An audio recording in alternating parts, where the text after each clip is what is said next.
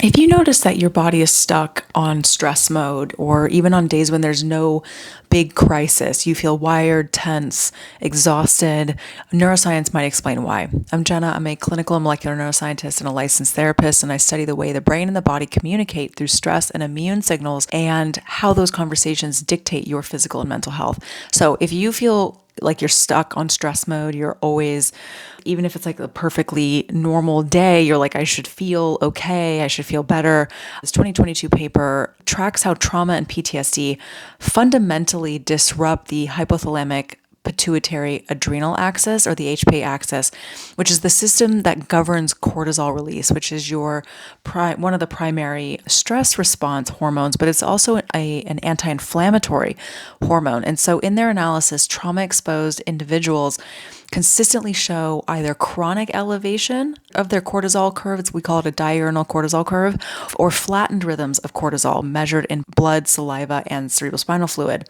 So this explains a lot about why people with unresolved trauma, even if they don't think they have unresolved trauma, feel jumpy, fatigued, and out of sync with normal recovery after stress. We have a lot of clear evidence in very large scale data research across gender, race, culture that shows that adverse childhood experiences or childhood trauma very clearly predisposes people to a number of negative physical and mental health issues in adulthood.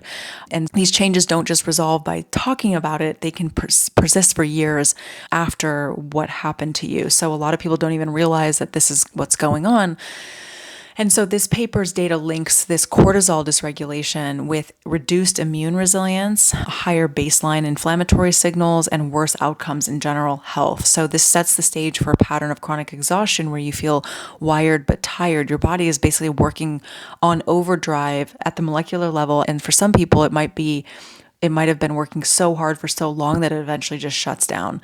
And if this sounds familiar, the most evidence-based way forward is actually micro habits every single day. It's a holistic approach. There's no one size fits all. There's no medication for this necessarily, but micro habits, micro protocols that promote nervous system safety and down regulation, and things like interoceptive training, which is something I've taught hundreds of people how to do with a lot of success, and trauma-informed mindfulness, trauma-informed yoga, and an anti-inflammatory diet. You can change this pathway, but it takes time and it takes consistency. So if you want to deep dive into this and more of the science about what to do and how to do all of that, comment here below and I'll send you more information on my course called Will I Ever Be Good Enough?